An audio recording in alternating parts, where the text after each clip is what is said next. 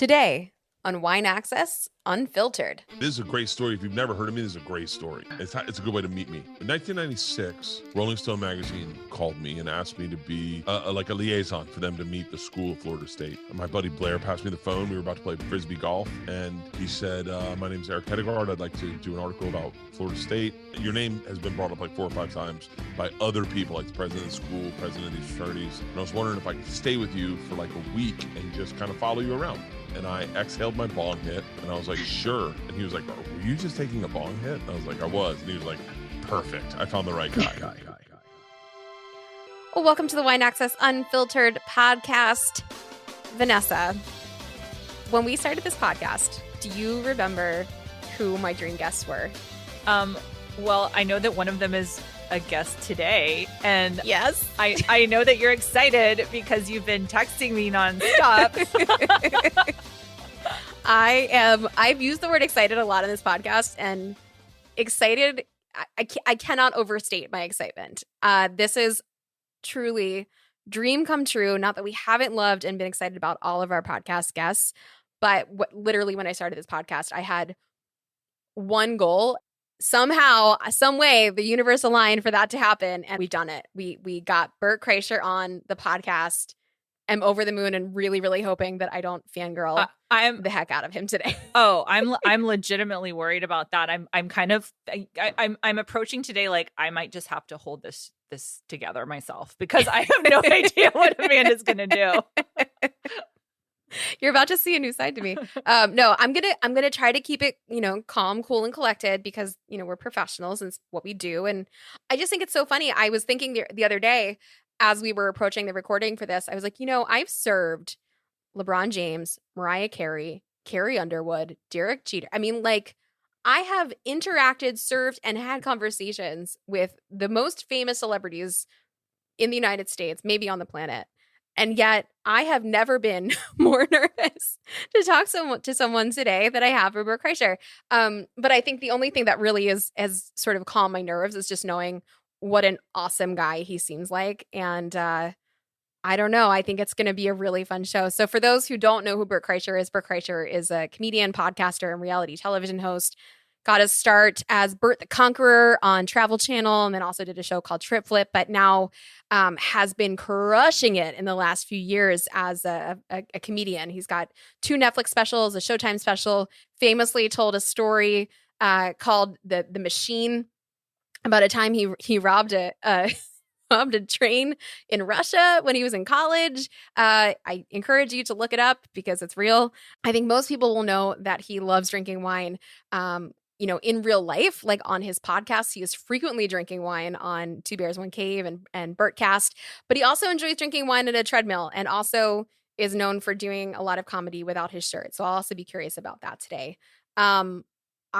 I didn't know where to go, honestly, for the wines for this until I had a conversation with him and learned that he's in the process of building a wine cellar. He's wants to get more into wine. And so I felt like we should give him a couple of wines that will help him get on that journey. Well, I think you chose really well because I think to your point, one of these you definitely, I think of it as like a collectible wine, something you would put in your cellar. But then one is just a really fantastic wine that is from a country, not just a region, but an entire country that we have not consumed in our glasses on the show. So I'm excited to have something new to talk about. Yeah, me too. And they're delicious wines. I've already jumped into them. So I'm not going to hold us up any longer. Let's get into the show.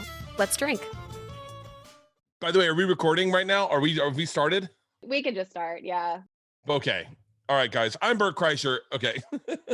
By the way, for the longest time, I never took the wrapper off. I just left it there with it just blown out of the top. And then my buddy told me there's lead in them. I'm destroying my brain. And so I just recently started taking the wrapper off. But no, I don't circumcise it. Okay. Well. God damn it. I left cork in here. I left fucking cork in here. Fucking kidding me? I think most producers have figured out ways not to, kill us with the packaging. But I think that probably was valid at some time.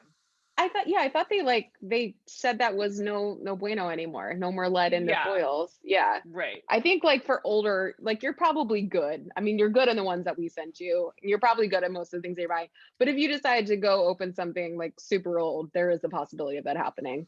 Okay, good. Yeah.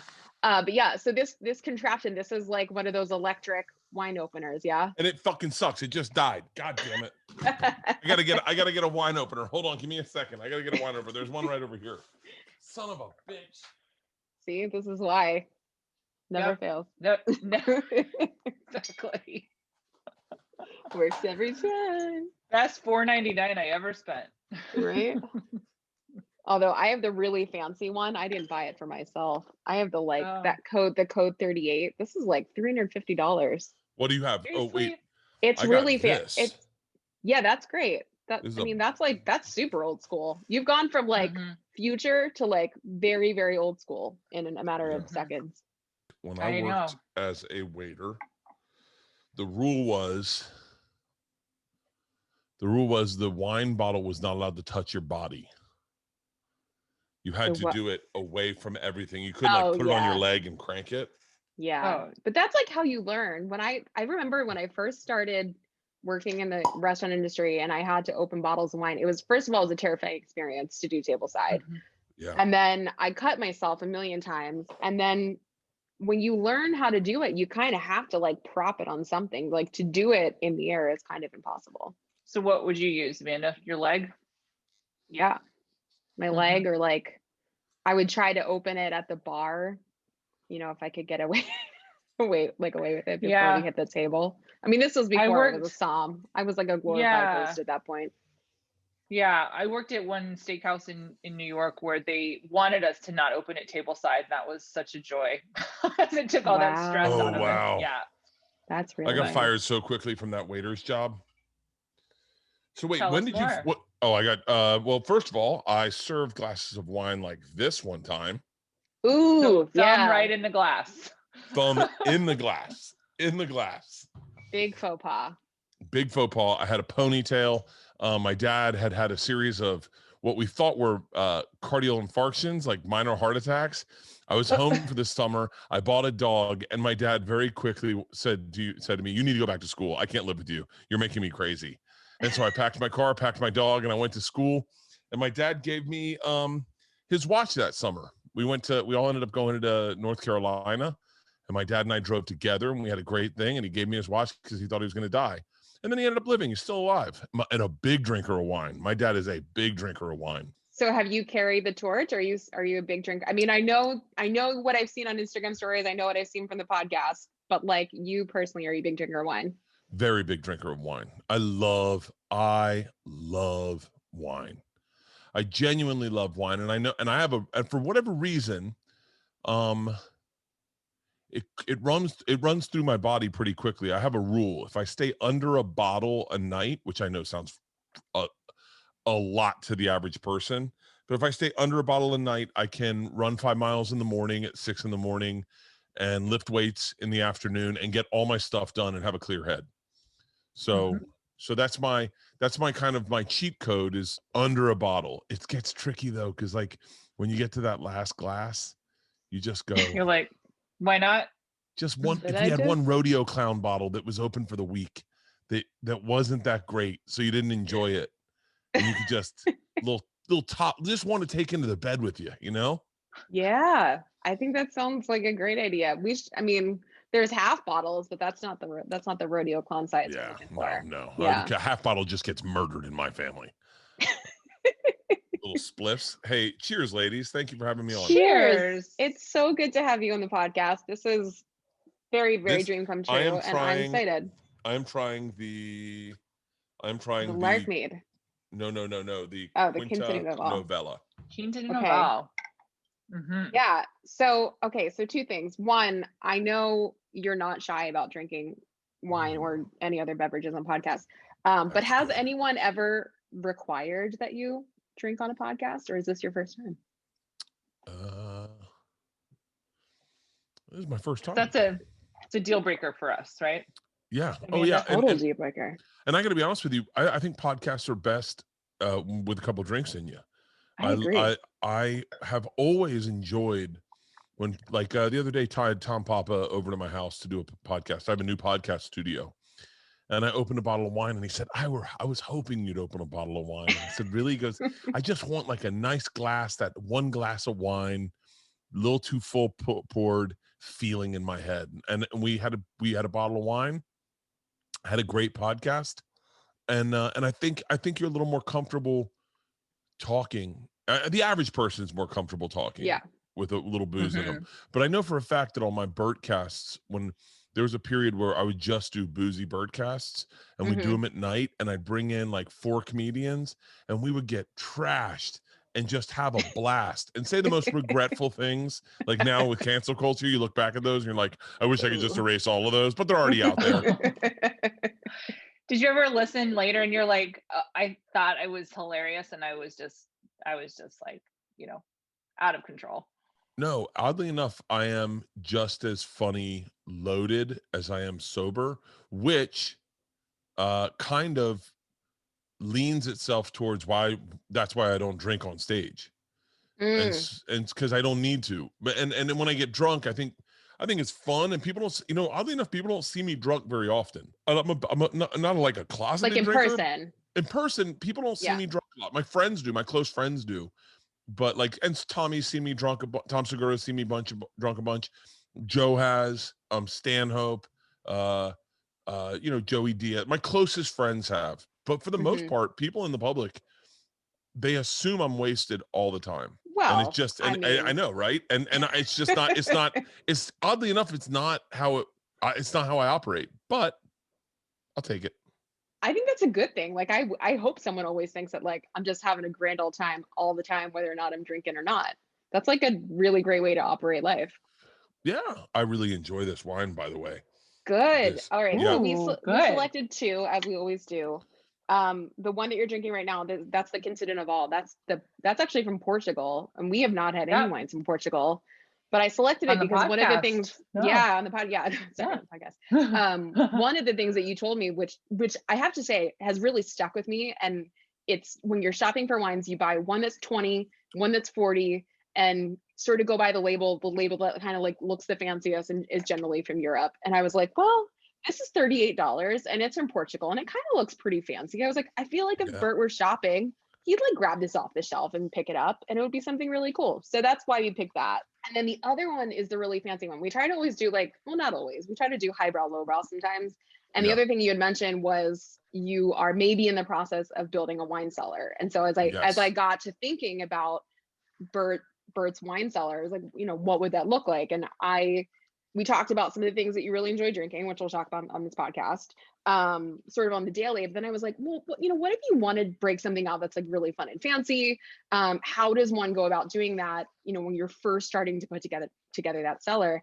And one of the ways that you do that is you buy the old stuff already. That's really, really good stuff that already has age on it. And then you buy that same wine new and you let that sit. So we've got a 2010 Larkmead Solari, which is ready to go right now. And now you can buy more fancy stuff, probably a little less expensive, and just let it sit for a while and you can drink the stuff that's ready to go now. So that was the thought process. After that conversation, my wife has fully committed to a wine cellar. Yes. I love that. Fully, and said, Bert's got a hookup where we can do a wine cellar and we can get good stuff. Like we can get good stuff. And then she got so into it the other day. I almost tried to call you 2 nights ago. 2 nights ago, my wife gets a text and they're like, yo, Bevmo's got a 5-cent buy one bottle, get the other bottle for 5 cent sale. Yeah. And so we spent $1,000 on wine, saved $488. But Great. Do you know how I chose the wines? I would love to know. I don't know. The same way you do it in a cigar shop. Whatever box is the most empty, those are the good cigars. That's what the people know. So that's actually a really good hack. Yeah. So any wine who had like 1 bottle left, 2 bottles left, those are the wines that I picked. And I didn't even look at prices. I just went and grabbed a bunch of like anything. And then if there was something that was like totally empty, I'd be like, do you have any more of these in the back? And they'd be like, I'll check. And so that was how I selected the wines. That's kind of brilliant. I saw this haul that you guys did on IG stories, and I love that Leanne had 2 bottles of champagne in her shopping cart, and you had like all the rest. I had 2 cases. I bought 2 cases of wine. I love it. So anything that you've opened that you're like, this is actually pretty good? The one we had last night was actually really enjoyable. I'll tell you exactly what it was. It's still in my stories. My wife, it's so funny. Last night I posted, this is what it is. It is Firestone Merlot. Oh yeah, this is the one you posted last night. You posted in your feed too. You had this with like a very delicious looking spread of, that one looked delicious. Yeah, it was actually so Leanne. Yeah, so Leanne made a loaf of rosemary bread the other night. Speaking of Tom Papa. So we made some. Cut some bread, and then we had they have these great things in the store. I don't know if you guys have them where you are. Salami and pepperoni wrapped in cheese, and then we had a little avocado with some balsamic vinegar in the middle. And then you want to know and so like everything I do,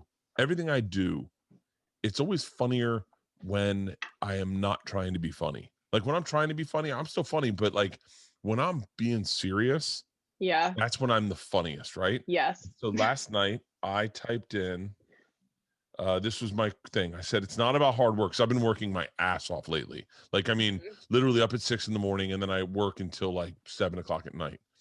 I wrote, it's not about hard work. It's not hard work I believe in. It's treats. And that's how I live my life. If I can have treats at the end of the night, then I can bust my ass. And then I thought, what a brilliant hashtag.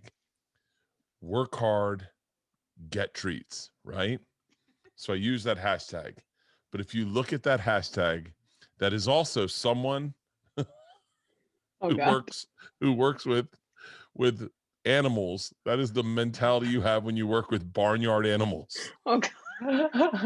Work hard, get treats. Good treats. So as soon as you said treats, I thought of like a dog. Yeah. Every post is someone at a farm working with a horse or a goat. Work hard, get treats. Yeah, it's all the posts. And I'm like, that makes total sense that my brain is a barnyard animal brain where I go, if I get a carrot at the end of the day, like I'm such a moron. Humans are animals. So okay, so you're up at 6, you're working until 9 for treats. Yeah. So what does that look like? Are you writing? Are you recording? What is this hard work that's happening all day? So I have a really big project I'm working on right now that I can't talk about. But so the majority of my work is based around this project. But this morning, you want to, by the way, a glass of wine makes all conversations better, doesn't it? It slows you down a little bit, just enough podcast. Get famous people on, make them drink wine. Yeah. Tell stories. So this morning's my last dream I had right when I woke up. Me and Kid Rock. It was about 5:59 in the morning. Me and Kid Rock were hanging out backstage, and he lit a joint and cracked a beer. And he said, "I know you're friends with Chris Porter." I said, "Yeah, he's a good friend of mine." He's like, "He's a good friend of mine." I know Kid Rock and Chris Porter are good friends. And so I kind of slow rolled it in my own dream. I slow rolled this conversation. And I said, "Yeah, I know you guys are close." And he goes, "You want to party tonight?" By the way, I really want to party with Kid Rock. I really want to party with him. I got a list of people. Have you ever met him? No, I never even met him. And so he lights a joint. And as he lights the joint, my alarm clock goes off. And he takes the joint, looks at me, and he goes, "Are you going to get that, or are you going to stay here?" And I go, "Fuck, I got a busy day. I got to get it." And I just woke up. Wow. I have very lucid dreams. That's dreams. Very lucid. So I get up at 6. I'm in this new phase where I'm not, this is going to sound horrible. Everyone who knows me knows I'm not a huge showerer. I don't like showering. I like to get in a pool. I believe in pool showers. I also believe in outdoor showers. I like cold. I don't like hot. So, but lately, because I'm working out twice a day, I have been getting in the shower first thing in the morning to wake up and loosen my body up because my body's really tight. So this morning at 6, I got up, I got in the shower. I started a coffee. I get out, I kind of slow roll it, like go through all the Instagram stuff, Twitter, news feed, sitting out there, half laying in bed, half sitting out there. And then around 6:30 is when I start my day. I get on the treadmill. I run 5 miles in the morning, walk 1, run 4. I had a Zoom conference at 9 in the morning. I had a COVID test. I had a haircut at 10. Got my haircut today. Very nice. I had a COVID test at 11. I had a Emmys panel at noon. I had a meeting at 1. I had my trainer at 2, and I had you guys at 4. And then my daughter has a golf tournament, and we're going to Calabasas tonight to greet her. It's her first golf tournament. So 2 families, since they've opened outdoor dining in LA, 2 families are going. We're outdoor dining in Calabasas at our country club, and having dinner and listening about the golf tournament, and then I go to sleep. And then tomorrow my day starts at 8. I have a meeting with my stunt anyway, I have a meeting at 8 on Zoom, and then I have a meeting at 8:30 tomorrow morning with my trainer and that person, and then I have my trainer at 9.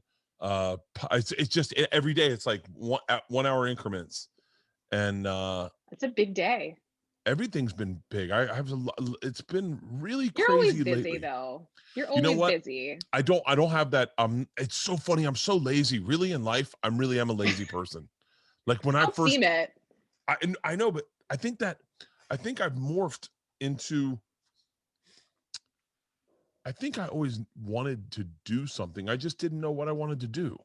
And so like in college, I wanted to do stuff. I just didn't know that there were passions out there, and I didn't know what I wanted to do.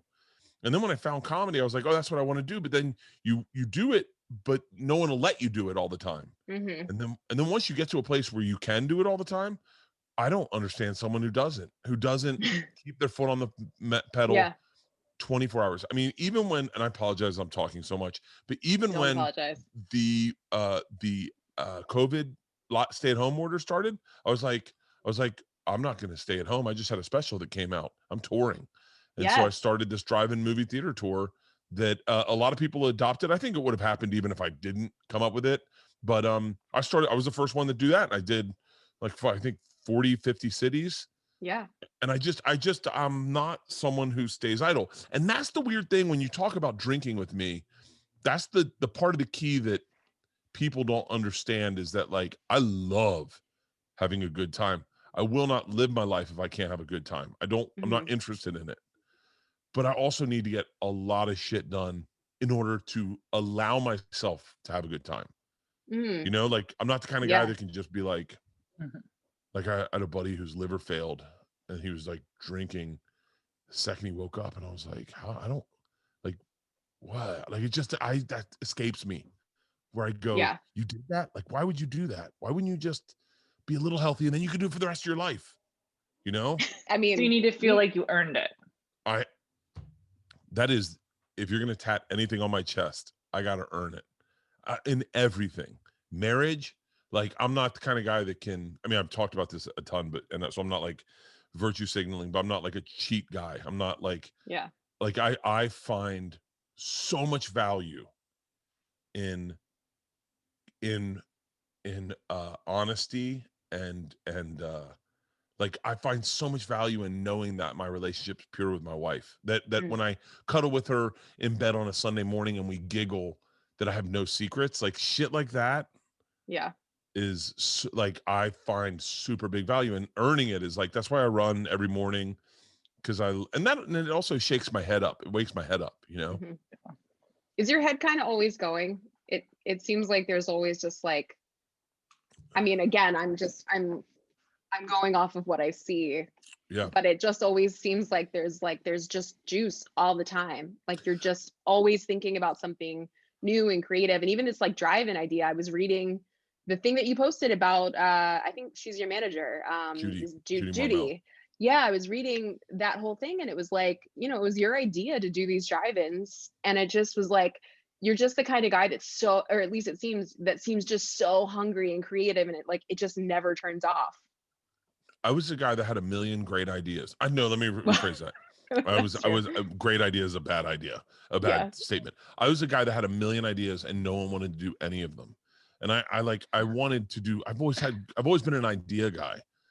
And then now I'm at a place when I have an idea that they're not crazy. Like and by the way, they're very crazy. My ideas are very crazy. Like Let's hear some. The monkey fist fork. Like I've been wanting to reinvent the fork for years. Like I don't like the traditional fork. Like it just seems so. You don't like that? No, like just like a 3 prongs into the mouth, like salad falls off it. So I wanted to do monkey fists, like a little monkey fist, steel, right? Steel with a trigger on it, and it could grab your salad and then put it in your mouth, release your salad, and then so like that was like a silly idea. I'm gonna give you all my dumb ideas, and I'll give you my good idea. Okay. Okay. I wanted to open a bar called Rickshaws, but I wanted to have 5 rickshaws sitting out front of it on Ventura, right? So you saw these rickshaws. And then the rule was if you lived within like half a mile from rickshaws, we'd pick you up in a rickshaw and you didn't have to drink and drive. And then I was like, but what it would do is it would make like a local bar feel like you don't have that in LA where that's your bar and it's your bar because you know the dude that's picking you up in a rickshaw. Yeah. And how much fun would drunken rickshaw rides home be every night? You'd go to rickshaws just for the ride home. I'm definitely into it. And I feel like there's something there, especially, not drinking and drive. I love that. We have Ernie's in California, which is like this little, if you're ever back in like the Sonoma area, they do that. It's like Ernie's bus, like, just in that area, they know that you could just pick up.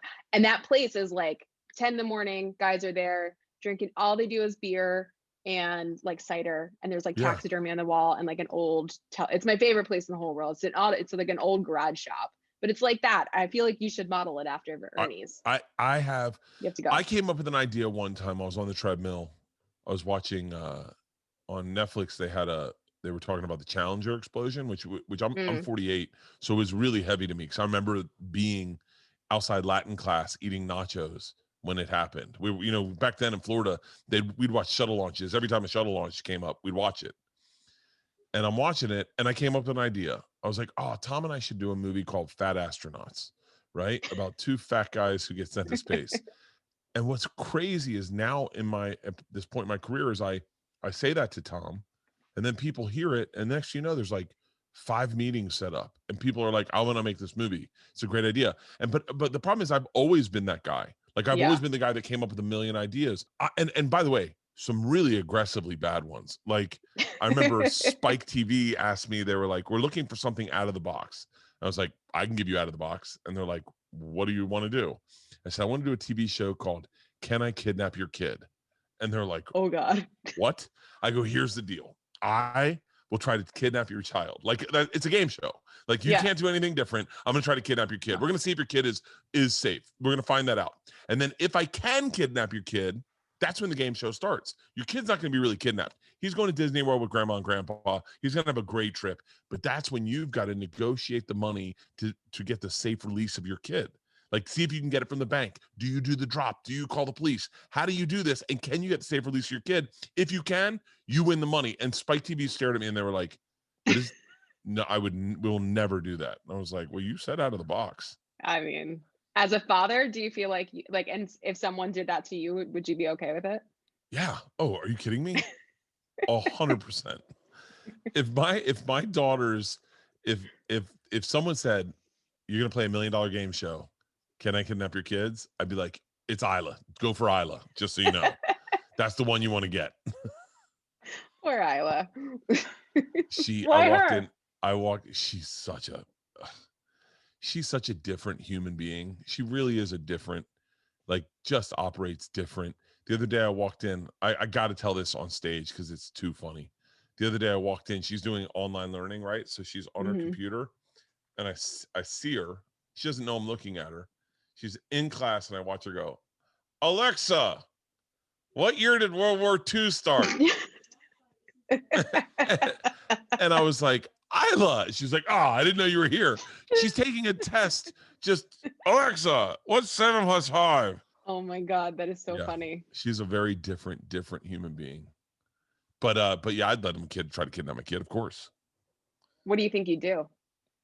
What's the move? What's the move? What would you do? How would I get him? How would the safe release? Yeah. I follow the kidnapper's rules 100%. I would not involve the cops. I would trust kidnapper. I would say, listen, you got me. I'll get you exactly the money you want. I will have it. I will do the drop. I'll do it by myself. By the way, you can kill me there, but I need that kid. I need that kid safe. Like I think about that sometimes about like, I would never be able to rest. I'd never be able to close my eyes. I would definitely, and I'd be at their mercy. I would definitely do that. I wouldn't do the Mel Gibson. Have you ever remember the Mel Gibson movie? It was like, yes, Ransom. I've got your, that what was a the first rated R gangster. movies I ever saw. And I was like, why would my parents ever like let this be the first rated R movie I saw at like 8? This is a terrible idea. Like, That was such a pimp move. That was a pimp move. I would okay, if we're being real about it, like if my kid was really kidnapped, I would employ my fans. Yes. I would go, hey guys. Your fans would step up. Isla has been kidnapped. We need to negotiate her safe release. We need to find this guy. And you know, I got lunatic fans, like lunatic, like we could, I mean, I had a kid call me the other day on the phone and he goes, Bert? I go, yeah. And he goes, is this really Bert? I was like, yeah. He was like, I got your phone number online. I was like, what's up, man? He was like, how come you haven't hung up? I was like, I don't, what do you want? He was like, oh man, I got so many questions. I go, well, ask him. He was like, oh, are all the comedians depressed? I was like, nah. He was like, okay. I didn't know this was going to happen, man. I got a lot of questions. And then he goes, I'm not going to bother you. And he hung up. And then he texted me and he goes, I have like 9 more questions. Can I call you? And I wrote back, nope. Lost your chance, bud. Yeah, you had your shot. I'll answer the phone. If you call me, I'll answer the phone and I'll talk to you. I will have a real conversation. I'm not going to be rude. I'm not going to, I'll be a nice guy, but we got to make it a little quick, you know, like. you got a busy telemarketers day. Though. I don't answer to telemarketers and my number got goofed. Have you heard of that? What is that? So I think I'm saying it right. They goof numbers. And that means that they take your number and then they use your number as their caller ID. So it's like a conduit to call. So they call using your number. So people see like Bert Kreischer and then they go, and it's in my phone, like it's people I know. And then they answer it and they're like, hello. And it's so, and I don't understand necessarily how it works, but what ends up happening, because it happens to me a ton, is that I get calls from the Comedy Magic Club, the comedy club that I'm friends with. And I'll answer it and then it'll be someone else. And then he'll call later. I don't know the exact, people listening will know the exact terminology and why they do it, but I had to get a new number because of it. I got a new number, but I haven't switched over yet. Well, when you do, I'm sure there's gonna be a lot of very disappointed fans because I have seen many a call on your podcast where people just like will randomly call you like this is a thing for you. Yeah, I got doxed. I got doxed a couple times. Yeah. What's that? Well, I don't know what that is. Doxing is when they give out your number and address online, and then you can just find it online. And I've been doxed a couple times. I've been doxed, and then I've doxed myself a couple times, where you like don't realize your location's on your Instagram, and you do something at your house, and everyone's like, "I think I know where you live, bro. You might want to take your locations off." That's kind of terrifying, right? Like, I mean, you have a family. It's, you know, I'm on, I'm definitely, you know me, I'm not a very woke dude, but when it comes to, and I don't mean that like spitefully, I'm just saying like who I am is like, I'm a pretty big meathead, but that's who I am. And I like that kind of stuff. Like the stuff I like is that meatheady stuff. So like, but I'm always willing to learn. And I don't think I understood exactly how terrifying life is as a female until I had young ladies like as daughters where like I would tag them in Instagram posts as a joke, you know, I'd be like, hey, I'm doing this, I'm tagging my daughter so they can see it. And then we had some issues come up and I was like, and I was like, yeah, this is the, you know, comes with the territory. And then Isla was like, Dad, do you have any idea how many guys DM me asking for feet pictures? And I was like, what the fuck? And she was like, she's like, men are gross. Like men are super gross. They really are. And you know, I not all of them, but not all of them, but I think most men are just like base level gross, like just base level, like and And then when it turns into your daughters, you start really I got very like fuck all guys, like god damn it. So Well, you're a good, I mean, you seem like a good guy and a listen, good dad. I'm a regular person. I Yes. try. Here's what I try to do. My broken part is I want to make everyone laugh. So that's who you're gonna run in with a guy who maybe will talk too much, maybe will say something inappropriate, but not sexually, but just inappropriate about life. Yeah. But all in the attempt to make you laugh and have a good time. And so that's where my flaws show up. But I'm not I don't know, I'm not a creep. I don't think I am. So what does it feel like then? Okay, let's say, I'm sure this has never happened, but hypothetically, Sure. You're trying to make someone laugh, you want to be funny, they're not laughing. You can't get them to laugh. What does that feel like? Question. It turns into a focus for me. And a lot of it comes out very insecure. Like there are people that just don't like you, for what you look like, and just won't like you. And I think that's when you see this. That's when you see I would say a sadder side of me. Of my wife will be like, "Let it go. She doesn't like you," and I'll be like, "Yeah, but she should. I'm not a bad person. We're at a dinner party and I make a joke, that's inappropriate, and then someone will be like, okay, I didn't need to hear that. And then I'll be like, okay, now I need that person to like me. I need that person's approval. It's the same thing. It's the reason I'm a comedian. It really is. And as shallow as this sounds, it's kind of what drives me. If I'm doing a show and there's 3,500 people in there and there's one girl in the front with her arms crossed, not having a good time, I end up doing the whole show to her. I'm glad I care what people think of me. Yeah. Because if I didn't care, I know guys who don't care, and they're very callous human beings. They really just it's almost like watching a bull in a china shop with feelings. Yeah. And they're like, fuck them. And you're like, yeah, well, not fuck them. They're humans also. You should maybe, listen to what they have to say at least, Yeah. But I think that's also why people love you so much. I mean, you have such a devoted fan base that will, as you said earlier, if I live with Missing tomorrow or were kidnapped, those fans would go after her. And it's not because you're not, it's because of all the things that I think you said are a detriment to, in some ways. You want people to like you, you let people in, you let yourself, you are yourself on social media, or some version of yourself. So I think I overshare.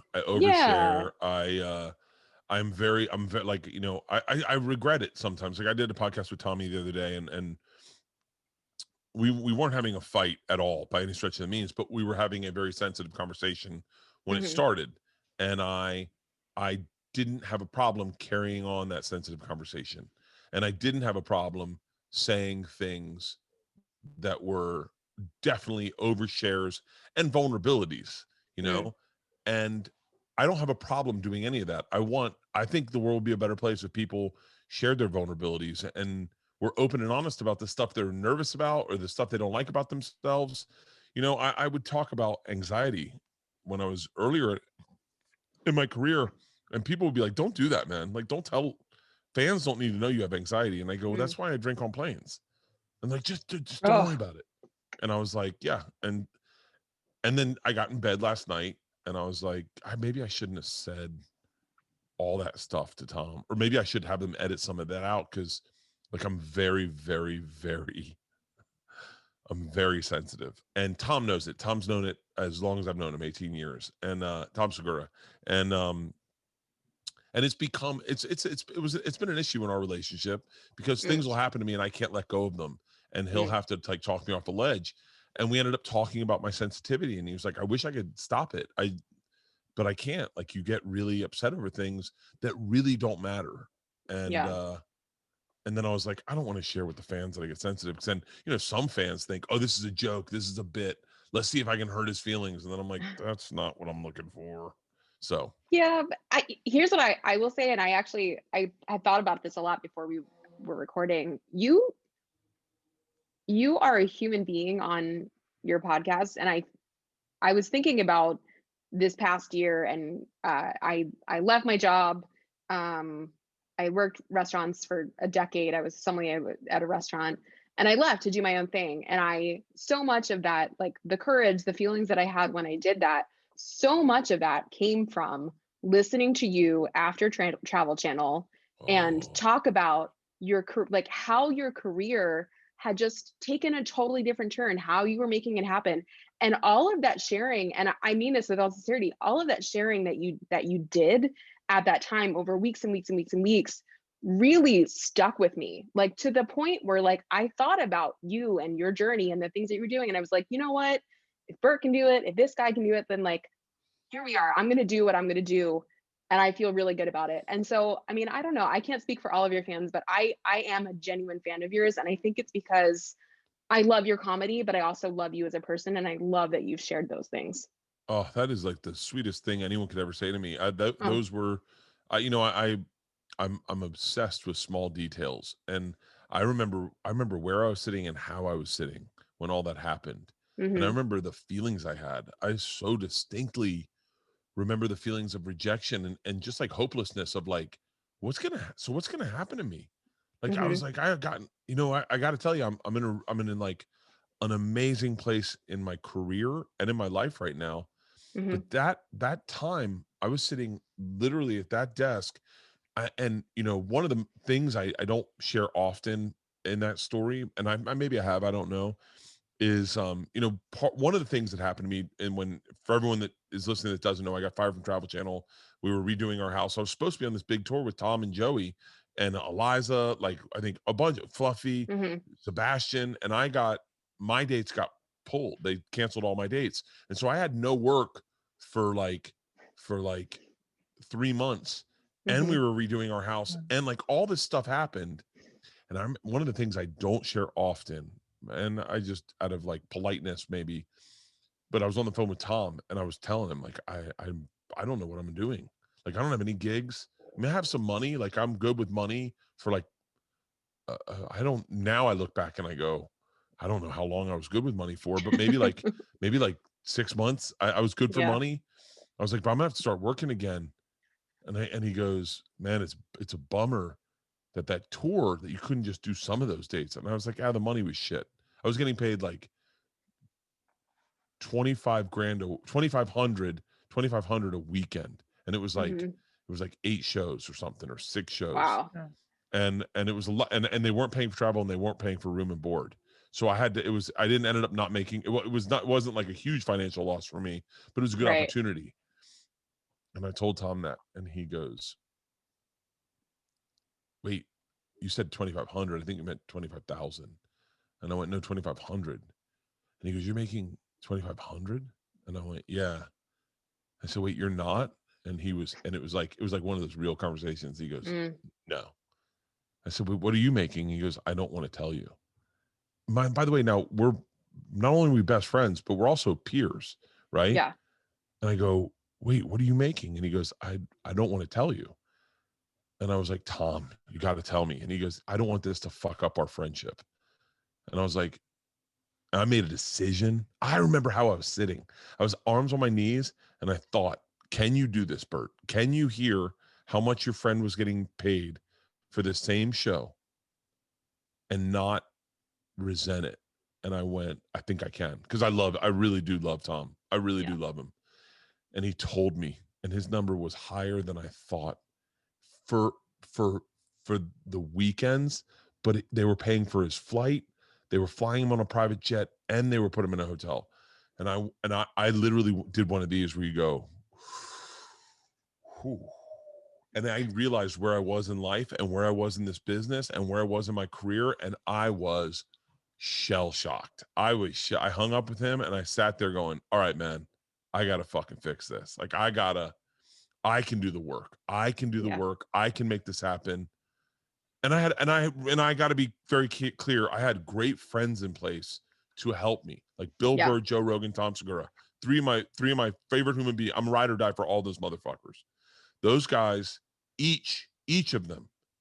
Joe put me on it. Joe, I can't say enough great things about Joe Rogan. We did the End of the World podcast. Me, him, Bill Burr, Doug Stanhope. The 4 of us did the End of the World podcast the day before my special aired. That was one of the biggest podcasts ever, the day before my special aired. And then Joe had me on his podcast the next day to promote my special. I did 2 podcasts with Joe within 12 hours. Joe is that, and everyone canceled on me for that. Bill Burr literally broke down. He goes, tell me your nut. Give me how much money do you need to make? We can get that for you in ad sales. We can get that in podcasting. You got to focus on your podcast. Tom Segura, to the day I die, that is my mother. That is my guy till the day I die. I'll tear up telling you how meaningful that man was in saving my financial stability. I was merging onto the I love small details in a story. I really do. I was merging onto the 405 from the 101. And he said, what are your downloads? We're talking on the phone. We're talking about sponsorship for podcasts. Mm-hmm. He said, what are your downloads right now? At the time, I was getting like 35,000 downloads per episode on my podcast. And he goes, okay, we need to get it to 50,000. 50,000 was a threshold on a podcast where you get sponsorship at like 1,500, 2,500 per ad. And he goes, we got to get you to 50 grand. And I was like, okay. And he goes, you got to really focus on your podcast and get great guests and we'll all help. And we got to get you to 50 grand. And he reached out to ad sponsors, to our ad sales team that I work with to this day. He said, he will get there. He will get there. And I did get there. And the day I got there, I got ad sponsorship. And the second I got ad sponsorship, all of a sudden I was so focused on my podcast that it just started growing every week. It was like 10,000 more, 10,000 more, 10,000 more. And then I got to a place where one day I was sitting with my business manager and we're sitting in his office and he goes, so you made this much on your podcast last year. And I was like, wait, that's more than I made on Travel Channel. And he was like, oh, never get rid of that podcast. And then all of a sudden, Tom's like, let's us start a podcast. And Bill goes, let's us start a podcast. And then you have 3 podcasts. And then all of a sudden you go into a pandemic and you go, how am I going to be financially? And your business manager goes, well, how's this going to affect podcasting? And you're like, what? He's like, can you still do your podcast? And you're like, yeah. And he's like, oh, you should be fine. And you're like, I mean, this little nurturing, as you guys know, and you know how important these are to us. This is, by the way, this is why I do a podcast like this, because motherfuckers put their neck out on the line, did my podcast when I needed downloads. And I know that a name will get you downloads. And I know that a podcast name gets you even better downloads. Those dollop guys came in. Everyone rallied around me to get me to a place where I could pay for my family without needing to do television. And I didn't do television again until recently. I did the Go Big show. Yeah. And I'm telling you, but so when you say that, by the way, when you say that, those are all very real moments in my life. And it's so heartfelt that when you say that, it means the world to me. Well, should I go to the good bottle of wine now?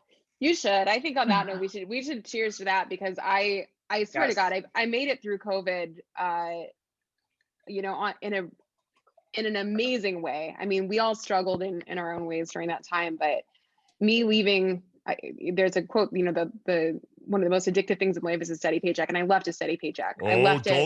It is so detrimental. A steady paycheck can fuck your head up. It really can. It will, and it did. And I there were so many things that you just said that were like, oh yeah, like I know that feeling. Like I left my job. I gave notice 3 weeks before before the California shutdown, completely unrelated. And I had just like you, I had all these gigs lined up. I had speaking gigs. I was supposed to go to Aspen for Aspen Food and Wine. I was like, all right, I'm good. I calculated out. I was like, I'm good for 6 months. If I can get through 6 months, then I can, keep going. And every single thing was canceled. Everything gone. And I was like, well, shit, I guess I got to pivot and figure it out. And I watched you figure it out. I watched other people figure it out. And I was like, I'm going to figure it out. It's going to happen. And I mean, we're here. So cheers. Cheers. Cheers. Cheers. Cheers. I love that. Thank you for being on this podcast. I mean, it's not lost on either of us, how valuable your time is and spending the time with us to drink wine. It's great. This is, I love this. I love a great conversation. I love the feeling when you get excited about talking. And by the way, I genuinely love this wine. Yeah. This wine tastes like sweet river brook water. If you got, I remember a dude one time telling me, did you grow up on well water? And I was like, no. He goes, well, if you grew up on well water, you can't enjoy water unless it's well water. And I was like, thank God I never touched well water. Then I had well water and I was like, oh, this tastes like farts. Like, fuck this. This tastes horrible. And my wife grew up on well water. She was like, it's like a real poor thing, I think, is if you grew up on well water. And my wife goes, let me try it. And she tried it. She goes, oh God, I love this taste. And I tried to get into it, but there's a certain, like, I don't know what it is, a mineral where you taste it and you go, oh, and this has like a sweet, it's almost like it opens up the back of your tongue and allows a lot of aromas to get into your nasal passage. I really enjoy this wine. Well, good. I'm glad.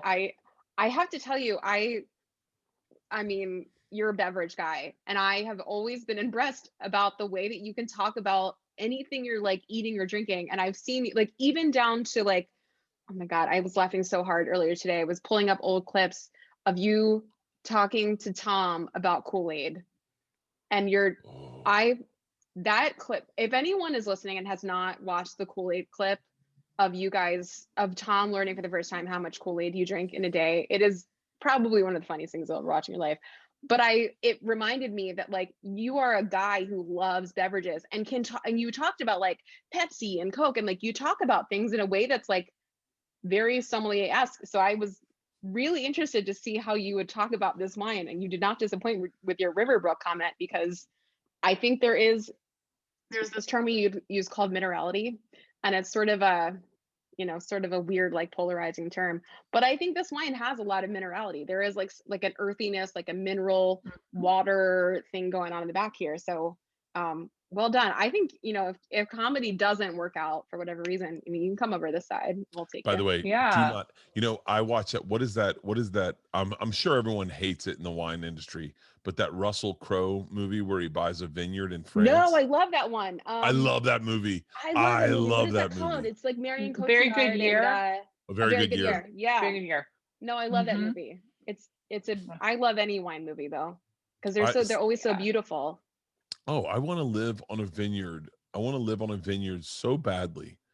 I fantasize about it, but I also, here's the weird thing is with my brain, I wonder how I'd operate on a vineyard. Because I know that like to be that guy, you got to be able to have wine in the morning, have like a sip of wine in the morning, and then taste it. I don't know if I would end up just partying balls all day long and just being like, screw it, let's light cigars. Who wants to smoke blunts today? You wouldn't, I think because you'd get so into the like viticulture of it. Yeah, and it's so much work. And what you described before is you need to earn it. So even though you would be working around vineyards and wine, like you gotta, bust your butt to earn it, owning a vineyard. What? That's really interesting you say. So I'm gonna tether that to like who I am today. So I have a really hard time. Like a very micromanagey when it comes to showing comedy to my daughters and my wife and like friends. Like if they don't like what I know is good, I get really upset. Like I go like, hold on one second, stop. You weren't listening. You were on your phone. You got to listen to this from the top. And my wife will be like, baby, I just don't like it. And I'm like, no, it's hilarious. And you're not giving it an opportunity. You're not listening enough. And so I assume that if I got into making my own wines, that I would never enjoy a dinner ever again. I'd be like, you're drinking it too fast. You got to wait, hold on. Take a bite and then take a sip. Like, oh, Jesus Christ. That is the way you're supposed to do it, by the way. Take a bite, then take a sip. Yep. You nailed it. You'd be right. Might be annoying, but you'd be right. I would be annoying. Eventually as you'd shit. give up though. You'd just be like, fuck it. Yeah. It's fine. Yeah. Just do whatever you want. Yeah. No, the wine business is great though. I think you would thrive. I would love it. I would genuinely love it. I would be curious to know the stereotypes of the guy of the men. I say men because I think of myself in this scenario, but I know the stereotypes of the guys who get into the restaurant industry. Like all my buddies that were in, I know that stereotype. And then I would be curious to see which guys pivot over to wine and then get into vineyards, because I've met some of the guys, and some of the guys have like a high school football feel where it's like, big hands. Their dads are farmers, but they're not technically farmers anymore, Yeah. Mm-hmm. Yeah. There's I think we both live in Napa Valley. I'm not there now, but Napa it's filled with like generational farmers, but it's also the aspirational ones as well. Like the ones that made a lot of money in Silicon Valley and then they moved to Napa and they're like, they put a vest on and a pair of Blundstones. They're like, we're doing it. I'm like, but are you? But are you? But I think that you would appreciate, and maybe not so much in Napa Valley, but like in any wine country, I think you would appreciate there is people who are in that side of the wine industry. I'm not talking about somebody who's people that are vintners, people that are winemakers. There is such a groundedness to that sector of human. And they're so like, they're like totally your people. That is your tribe 1000%, because they're like, cool, you know, they don't want to overdo it. They're kind of like you, like they want to earn it. They want to be out like doing the things, they're working all day long. But I think at the end of the day, like they do it because they genuinely enjoy wine. And all the things that encompasses. And it's not just drinking, it's eating, it's playing, it's swimming in the pool, it's working out. And it's like, it's a lifestyle for everyone in that side of the business. Yeah. Well, and at the end of the day, it's farming, right? And everybody is at the mercy of Mother Nature. So you can have all the bravado in the world, but you know, she deals you a bad hand. You can't fake that, right? Yeah. Well, I very much enjoy, I guess it's horticulture. Is that what it's called? If you farm, viticulture.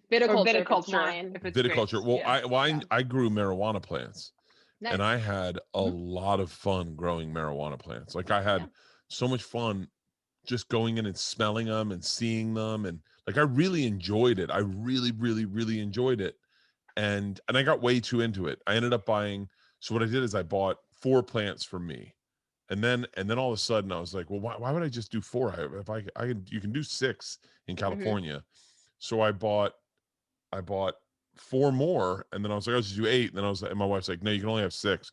So I gave 2 to a friend, and then I was like, oh, we have this group of friends, 4 friends called the Campers, and so I bought everyone marijuana plants. I bought everyone 4 plants.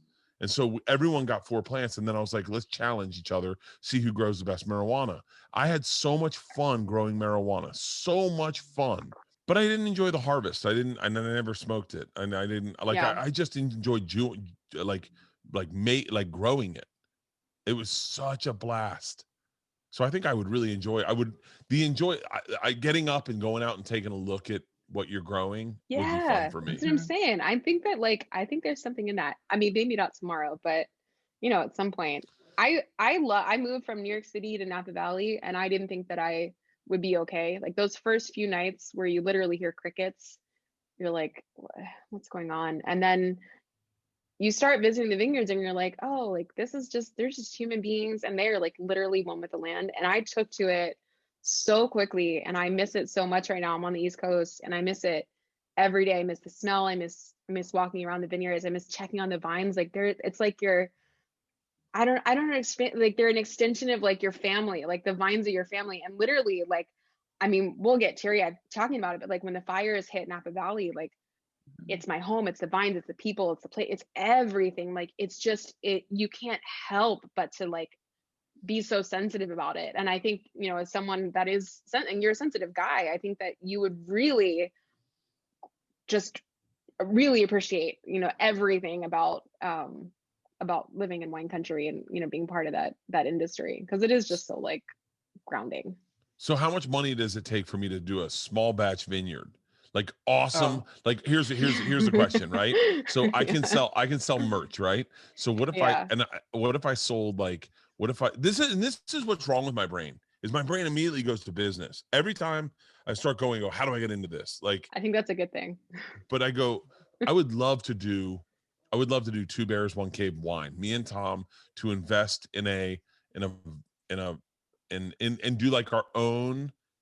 I wonder if you'd want to do, I'd want to do a rosé. It sounds crazy, but a rosé seems like a 2 Bears wine, like something fun to start I just always start off with the 2 Bears rosé, because rosés are fun and light, and they always seem like no one fights after a bottle of rosé. Everyone's like, maybe we go something darker. I think we're done with rosé, but like, or maybe like a Merlot, like maybe it's a good drink, eating wine where you could have steaks with it. But like, how much would that cost?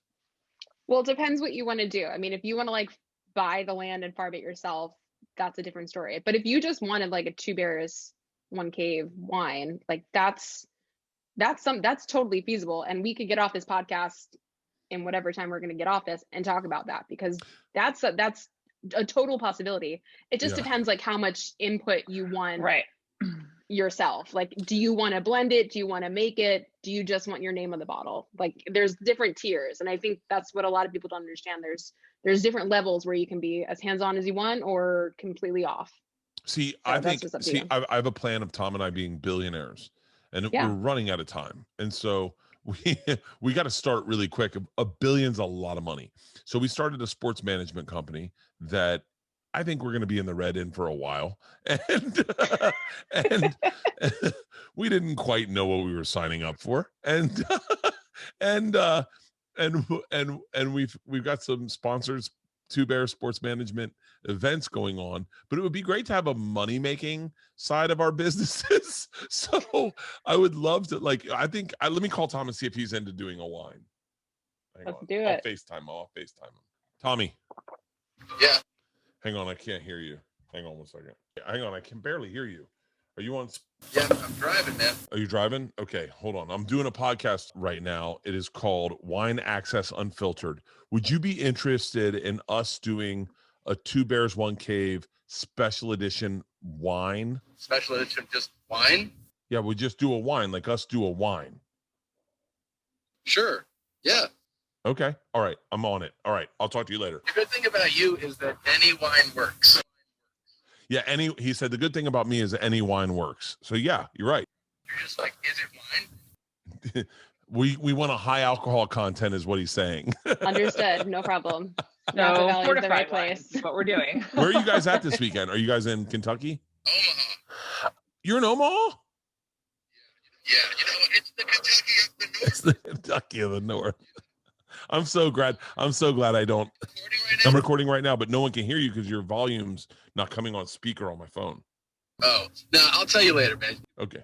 I am so glad. All right. I'll talk to you guys later. I love you.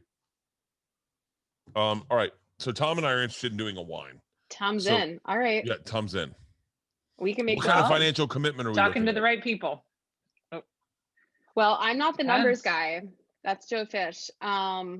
But no, I mean, I legitimately, this is something that I will not speak for Vanessa, but I have talked with AJ about this prior, because I'm so glad that you brought it up, because in my mind, whenever you're drinking wine on Two Bears, One Cave, I'm like, why do they not have their own wine? They just need their own wine. This is ridiculous. Yeah, that this you've is how got we whatever become billionaires. That's what I'm saying. Like, every time I'm like, I want to buy merch from you guys, and I'm like, let me just buy your wine. I'm into that. I feel like everyone listening would be into that too. Do you realize what a great billionaire I'd be? Like, I mean, like, you'd be the best. You'd be so generous. I know how generous tell you us are. about it. I only need what a does couple. That look like? Okay. All right. First of all, I mean, if we're going to be very honest, I can't imagine living off of $12 million a year. That seems like a lot of money, right? So out of my billion, all I really need, 12, by the way, 12 is generous, is very generous. My lifestyle is I literally had the COVID guy come to my house today, and he's in the front yard, and he was like, I'm here for Bert Kreischer. And I said, yeah. And he goes, I think I'm at the wrong house. I'm looking at this small little white house. And I go, that's me. And he goes, you live here? And I was like, okay, man, you could just say I saved money. Yeah. Anyway, I was like, yeah, I don't need much. I don't need much at all. We were building a new house right now, and it's still not that expensive, in my opinion. And so 12 million, all I need is 12 million. 12 million is a lot of money for the record. And so. You want 12 million a year or 12 million in your bank account? 12 million in my bank account. That's all I need. All right. Like, I know a guy who made $12 million. Let's just call him Sebastian Maniscalco. And he's got a lot of shit. Okay. So that's all I need. You just want fun tokens. I got $1 billion to play with. First thing I do with my $1 billion is I take care of women across the world, not just LA, not just California. I'm really bothered by the women that have like the bad stuff happening to them in like third world countries. That really upsets me. That really upsets me. And it upsets me because my freaking daughters bring it up all the time. So I just clean that shit up right there. Okay. I just go out. I'm dumping $500 million into making the world a better place. Oh, children. I'm taking care of children too. Number one, there's no child in Sierra. Women and children. That's the first thing we do. We're cleaning up the world. They're going to be so happy. Schools are everywhere. Everyone can get whatever they want. And then we're bringing back Shamu. No, I'm kidding. Well, you had me at first. We're reopening SeaWorlds everywhere, just everywhere. I'm tired of these because liberals taking away our whales. You gotta. No, I would do comedy for free. I do it in stadiums. I would be such a fun billionaire. I would give so much money away. How much you just come to Philly need? and see what happens. Like, just give money away on the streets of Philly and see what happens. Because I feel like that would be a fun place. I fucking Philly. Let me tell you something. I gave so much money away to Philly and GoFundMe's recently. I've spent probably $5,000 in GoFundMe's in Philly lately. Really? Yeah. Like there was a guy who got hurt. Oh wait, Chase Unfiltered. Well, Chase is Chase is my buddy. I haven't given Chase any money. Chase right now is going, wait, hold on, I could use some loot. Sorry, Chase Unfiltered is my buddy who I worked with. He was my manager's assistant. And for everyone who doesn't know, he was New Year's Eve, went out with some friends, got a little loose, came back, tried to go to the bathroom in the middle of the night is what we think, and then woke up on the bathroom floor in the morning, was paralyzed from the neck down, just quadriplegic. Oh my God. Terrifying. And COVID positive, also contracted COVID that night. And so, I mean, it was a horrible way to start 2021 for us because we love that kid. Mm-hmm. And we've been kind of tracking his journey, and he has been busting his ass in rehab. And by the way, right around that time is when Tommy got hurt. So Tom reached out to him, told him, like, listen, do the rehab, bust your ass in rehab, and you'll get your mobility back. And this past weekend, he walked up the Rocky steps, and he was a quadriplegic, and he is walking. Wow. Yeah. I watched it. It was amazing. Yeah. It was like if you're not crying when you watch that video, there's something wrong with you. We were sobbing. Me and Leanne were sobbing by the end. But I would be the funnest billionaire. First of all, I would probably have like a wildlife scenario in my backyard. Like I would have there are these cats I want, Savannah cats. Have you ever seen them? This is sounding a little like a Netflix series from last year. Yeah. I won't say which one, but I would have Savannah cats. They're like cats the size of dogs, and they're like really intense. They're not legal in every state, but they're really legal in intense. California? Yeah, they are legal in California. I would get one in a heartbeat. They're so badass. And then I would have more bull mastiffs. Are these the kind of cats that would kill you? No. They're like cats. They're like house cats, but they're really just big massive. House cats. Yeah, like they they can put their paws up on your shoulders type cats. They're the size of a dog. That's big. That's a big cat. That's a big cat. Maybe terrifying. I really recently have been enjoying animals in a way where I go, their personalities, like when you see your dog in the backyard and he's got this curious look on his face, and you go, hey, and he loses it and goes, oh, it's up. Like we have we have a bull mastiff that has the most expressive face. And last night I was in the pool and he just came out, and you could see that this dog wanted to get in the pool but was scared, and you could see it in his face, and he was doing it with his paws, like pawing at you, like get over closer. I had such a great time with that dog last night. But anyway, that was also on Instagram stories. It was bros before hoes. That's what I told the dog. I had to I was like, what's Bert up to before this podcast? And I saw the dog, I saw the wine. I was like, hurry a bit. He's doing some things. I had a really great night last night. I made angel hair pasta with heirloom tomatoes, garlic, and shrimp. I especially appreciated the runny egg. That's a pro. Oh, I love a runny egg. The runny egg, I was on like, anything. Well played, Bert. Well played. I'm telling you, I'm all about runny eggs. I put an egg on everything. I got this company, Trifecta, that has been sponsoring me for eating. They send me these meals. Their meals are awesome, by the way. Really? Awesome meals. Is Their it like a meals are Blue awesome. Apron thing, or are they already made? They're pre-made. They come pre-packaged. All you got to do is throw them in the microwave for 3 minutes, and they are out of this world. None of them are over 580 calories. They're usually all around 480, and they're great meals, and they're tasty. But I've been throwing eggs on them a lot. That's okay. Eggs are like 60 calories an egg. It's like nothing. It's nothing. It's less than a glass of wine. It's the perfect food. It comes with its own sauce. By the way, I pushed the cork into in there. into the good wine, I push the cork in. So I've got a little cork. That's all right. Won't kill you. It's an older wine. Yeah. It's okay. It happens. You know what I was thinking? It will. It's a 2010. And I don't know how you guys think about vintages, or maybe you don't. In my mind, I was like, oh, it's not that old. And then I was like, wow, like 2010 was 11 years ago. Like that's over a decade. Ooh, isn't that wild? You want to do a fun game? Grab your iPhone, go to your pictures, go to years, and let's go to 2010. See what we were doing in 2010. Oh, you want to see the first picture that comes up? 2010. See it. Big fat Tom Segura. He was the heaviest he's ever been. Look at him. Look at him. Look at him. Tommy. I just started doing Bert the Conqueror. Wow. I don't think I've got pictures back to 2010. I don't have that. Mine only goes back to 2013. Yeah. These are my daughters in 2010. Oh my gosh. Those lunatics. In Georgia. Oh, you know what's so funny? I jumped out of a plane with Rachel Ray in 2010. Oh, I love that. Yes, that was like a famous moment. People talk about the plane jumping.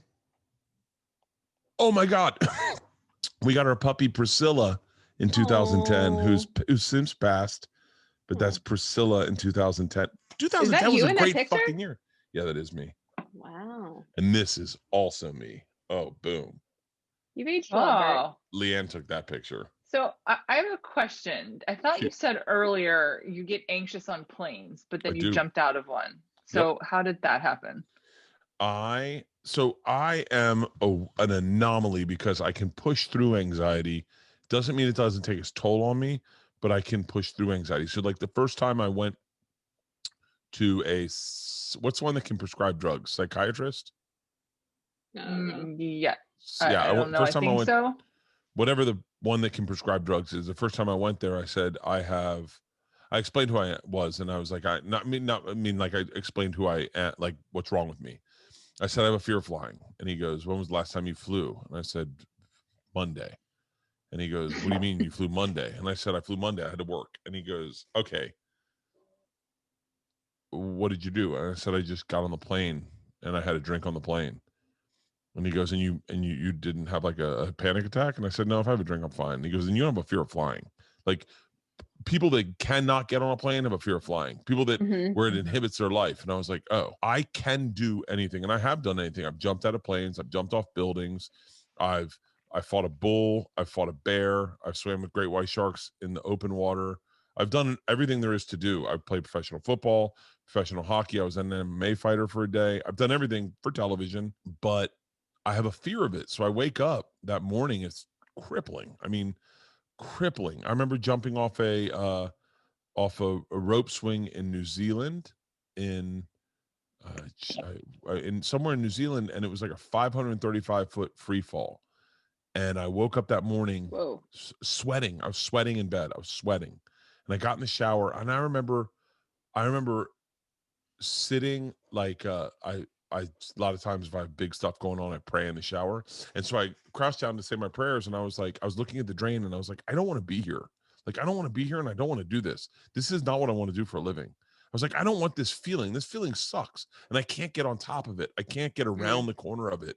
And I was like, I just want to be a comic. I just want to tell jokes.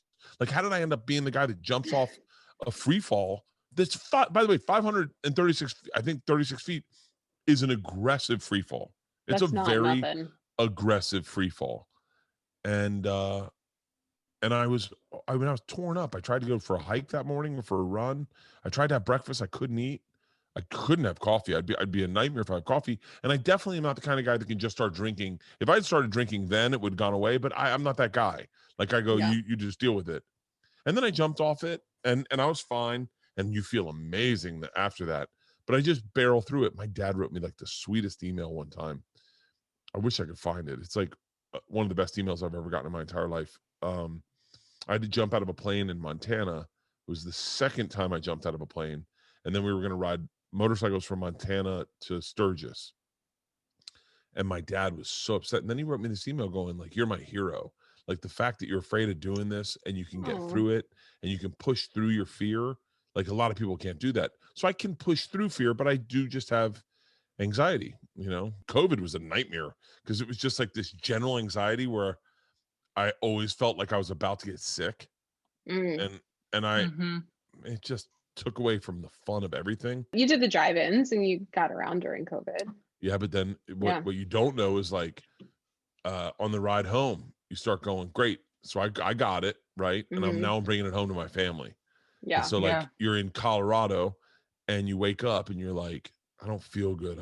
But you've been partying for like 13 days straight, staying up until 5 a.m, eating edibles, drinking booze like crazy, eating like shit. I would give them $200 and go to McDonald's and surprise us. And then, and we would have $200 worth of McDonald's that we'd eat throughout the week. Like we just keep eating McDonald's. And then we do mashups. We do mashups and go, all right, who can make the best sandwich out of a McDonald's cheeseburger?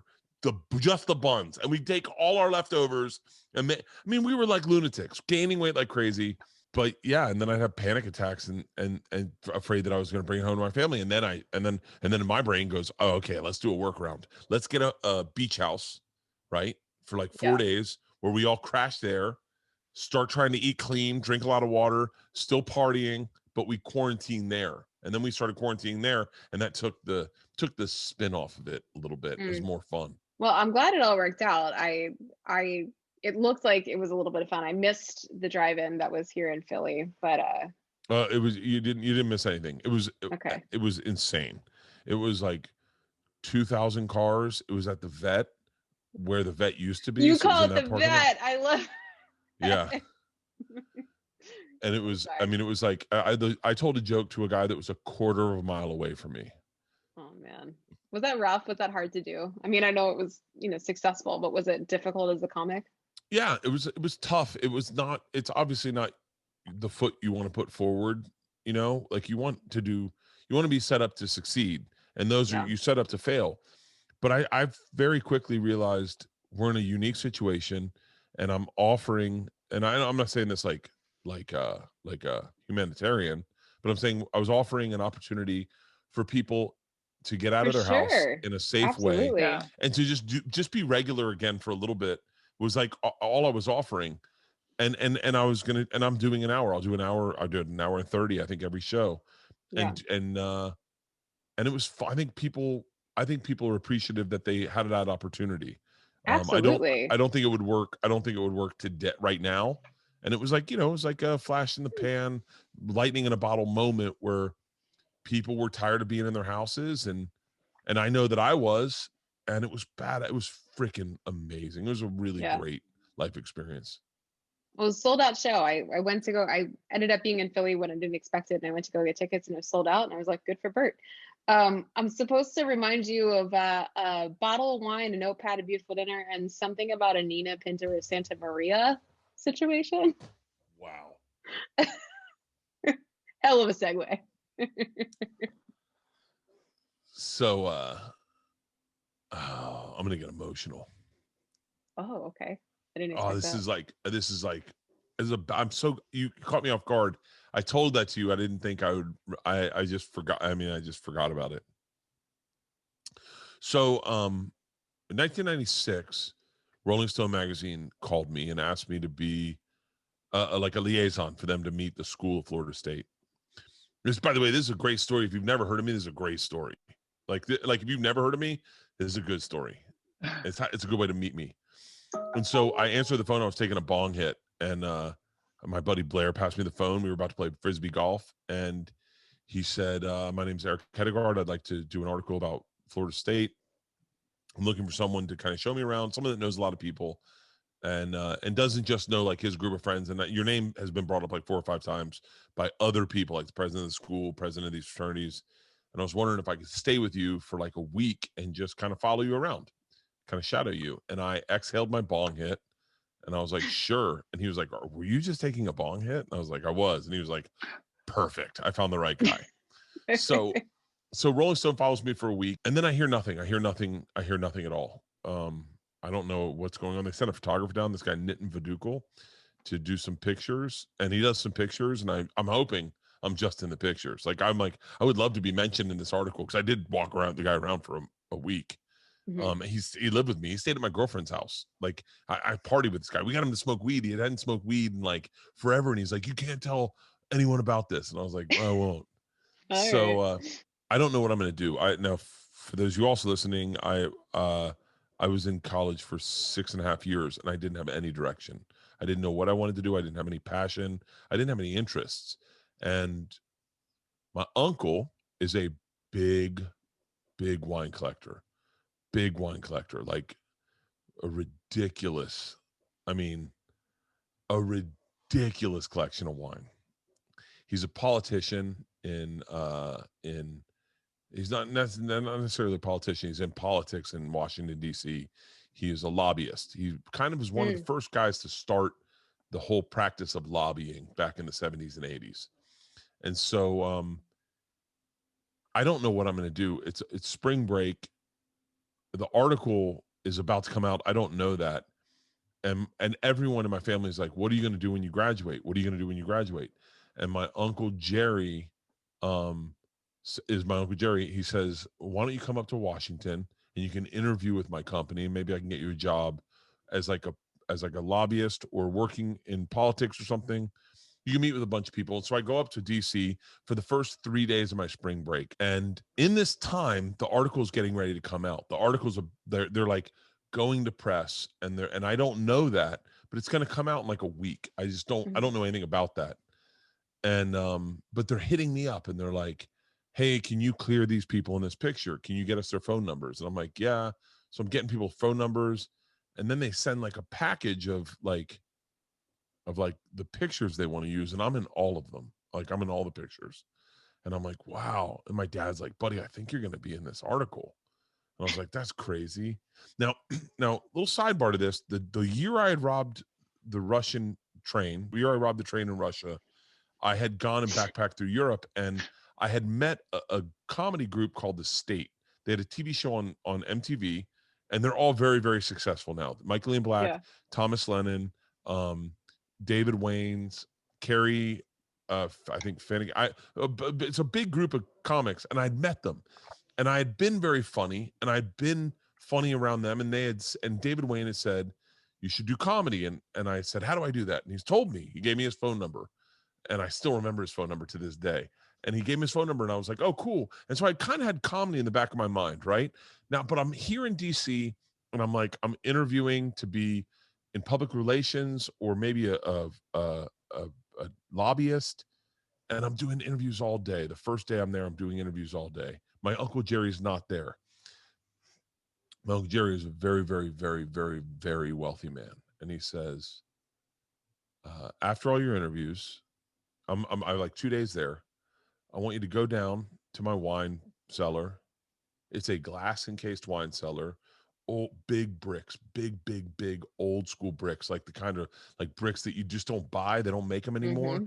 They're all glossed over, and it's this huge wine cellar. I mean, I maybe 1,000 bottles of wine. I mean, just like wow, like it's a room. It's a huge. It's as big as this room, but imagine wine on everything with glass around it, so it's all safe. And then in the center is a table that my uncle bought from one of the boats that came over from the initial group of settlers from Roanoke or from it's like $1 million table. It's like either from the Nina, the Pinta, the Santa Maria, one of those tables. It's super thin. It's got like three, it's a boat, it's a table you'd find in a boat, in like one of those boats. So it's got like 3 planks and there's a thing there. And he says to his maid at the time, by the way, I'm gonna sound so white privileged at this. This is my uncle. It's not my dad, okay? It's my uncle. Okay. He says, I picked out a couple bottles of wine for you. Have Rose open one of them, and then have your dinner down there. Bring a notepad and kind of go through all the stuff you had go on today. Figure out what you're gonna do with your life. My Uncle Jerry is, whew.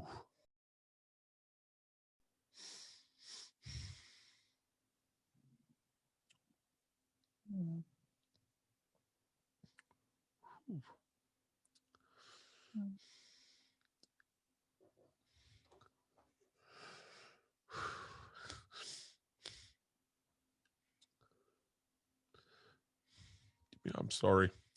My Don't Uncle be Jerry's sorry. my Uncle Jerry's the kind of guy that knew what he wanted to do and he just did it. That's who he is. So I go down to this table that's a fucking 200, 300 years old. There's very expensive bottles of wine set out for me. And Rose, his for the longest time worked with him in his house, brings me dinner, and I have a legal pad that I'd had all day. Oh, fuck me. I have all the notes, the people that I met, and like all the things. There's no cell phone, right? So you're there by yourself. This is going to be hard for kids to understand. Back in the day, you just didn't sit on your phone and look at your phone and scroll. You would have ideas and you would come up with ideas and you think to yourself. They're all internal thoughts and you'd maybe write them down. So she opens a bottle of wine and I have some wine and I have my dinner and I'm by myself. No one's in the house except for me, Rose, and her husband. And they live in a different house. And then she comes down and she's like, "Are you good?" And I said, "Yeah, I'm going to sit with this notepad and I'm going to figure out, what all these meanings mean." And she said, "What about these other bottles?" And I said, "Oh, just open them up. I'll drink them all." She was like, "Okay." So she opens up the other bottle of wine. It's my wife. And I take this notepad and I start drinking wine in this room. And all I can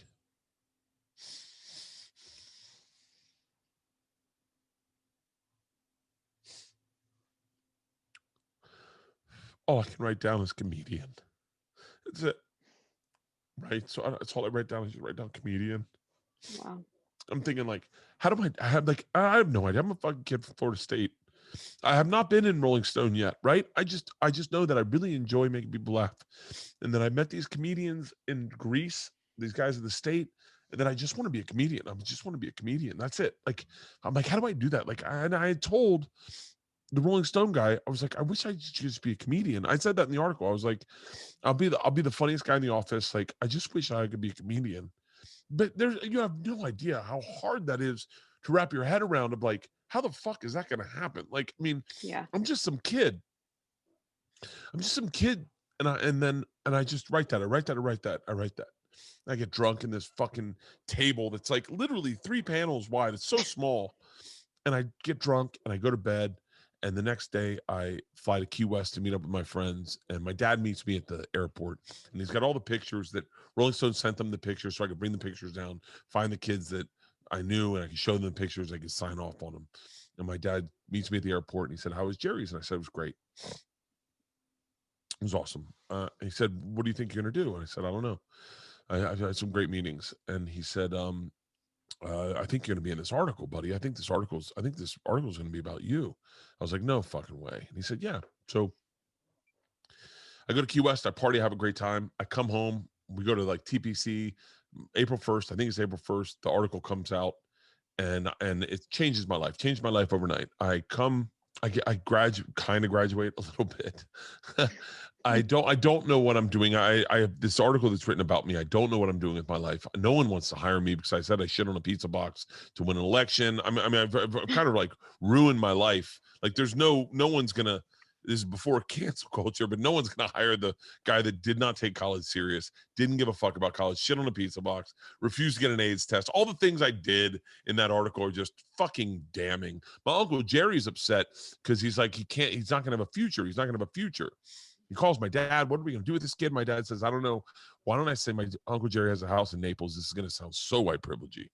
My Uncle Jerry has a house in Naples. And so I go down to my Uncle Jerry's house in Naples. He's down in Naples. I lived in Tampa. And we go out and we pour 2 huge glasses of wine in Naples. He lived on the beach. He had a house on the beach. And we go out in like chest high water and have a glass of wine. And he says to me,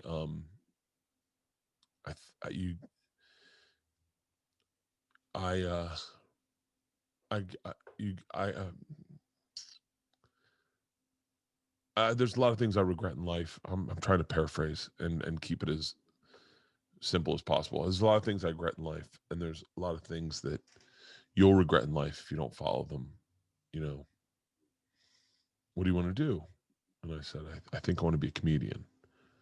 He said, you know, I got home, I saw that legal pad, and that's all that was written on that legal pad. Wow. And he goes, he's like, you got to be a comedian. And I was like, yeah, no one can do that. And he goes, no one can do anything. No one can do anything. You can, it's achievable if you just focus. Just go, just do it. I said, what do I do? And he goes, I don't know. Move to New York. Where do comedians live? And I said, New York. He's like, move to New York. Give it 3 months. Move to New York. Give it 3 months. And I said, and then what do I do after 3 months? He goes, call me and we'll figure it out. If it does not work, we'll figure it out. And I said, really? I said, what about my dad? And he goes, I'll talk to your dad. Your dad will figure it out. I'll talk to your dad. And so we finish our glass of wine. We go in and I call my dad and I said, I want to move to New York. My dad said, I talked to Jerry. Good deal. So I go to New York. And my Uncle Jerry, and it keeps coming back and forth. He keeps coming to New York. He's in for business. And 3 months go by and nothing's happening. And I call my Uncle Jerry. I said, listen, nothing's happening. He goes, give it another 3 months. So I give it another 3 months. Nothing's happening.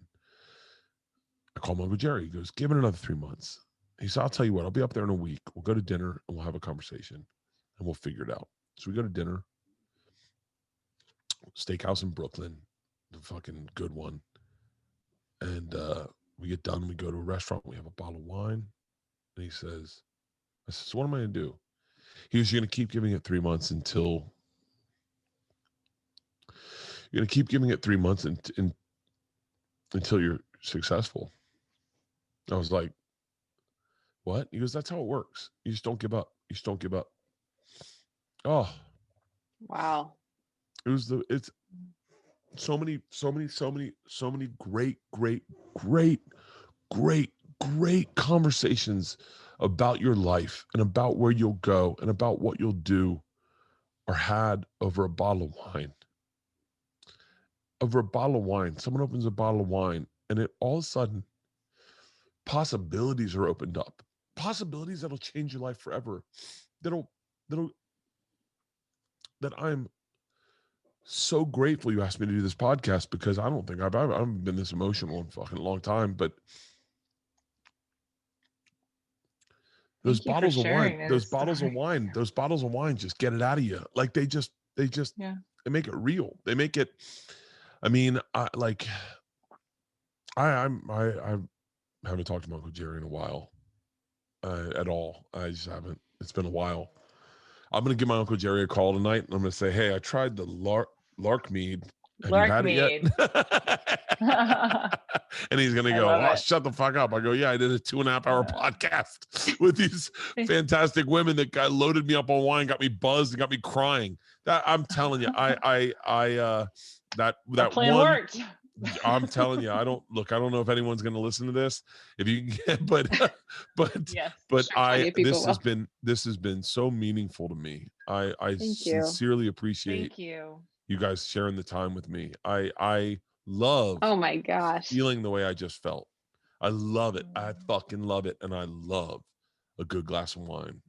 I'm so fucking grateful. Thank you so much. That was, thank you.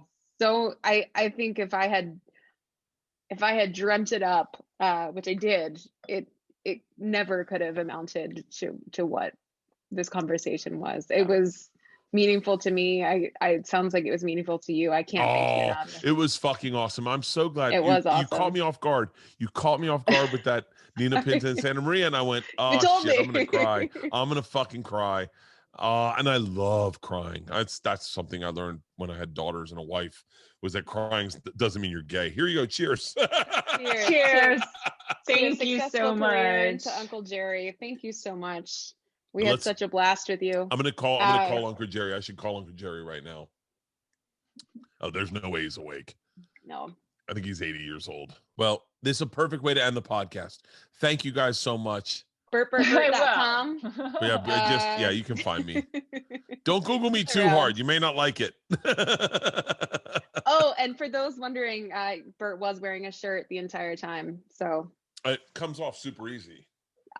We're good.